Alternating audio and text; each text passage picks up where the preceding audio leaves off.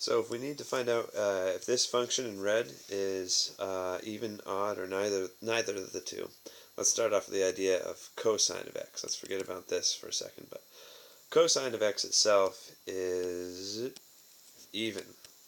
We'll need that fact when we test it. And a function is said to be even if you can put in a negative x, and then after simplifying it turns out to be the same thing as if you put in a positive x. So we've already got the right side of this function. This is what it looks like if it's just plain old x without a negative sign. So let's try putting in negative x into the function everywhere where we see it. If it turns out to be a positive x, we'll have our conclusion.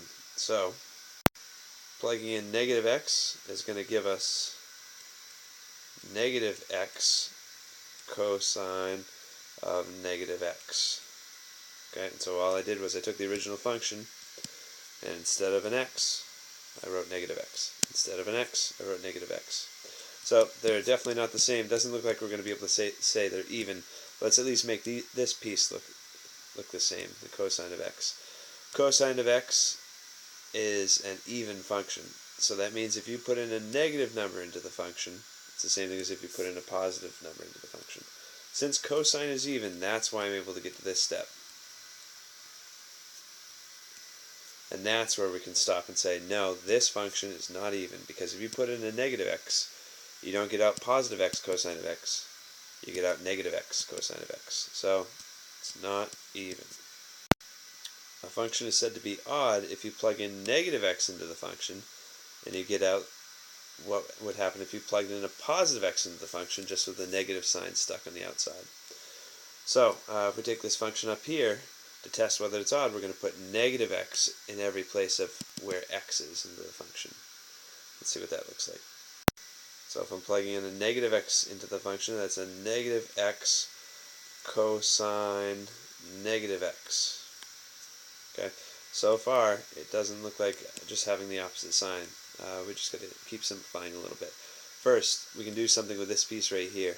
We said cosine of x was an even function. So if you're taking cosine of a negative x, that's the same thing as cosine of positive x. Okay, and that comes from the fact that cosine itself is even. And that function is even.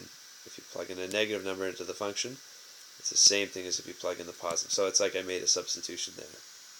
And now this is enough to say that the function is odd, because we were trying to show that plugging in a negative number makes the function the same thing, just negative on the outside. The original function was x cosine of x.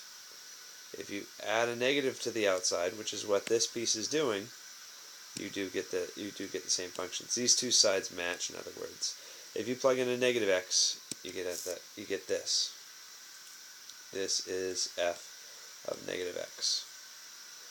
And then if you just throw a negative sign in front of the original function was x cosine x, that's what these two pieces are right here. So since negative f of x equals f of negative x, we would say that it's odd.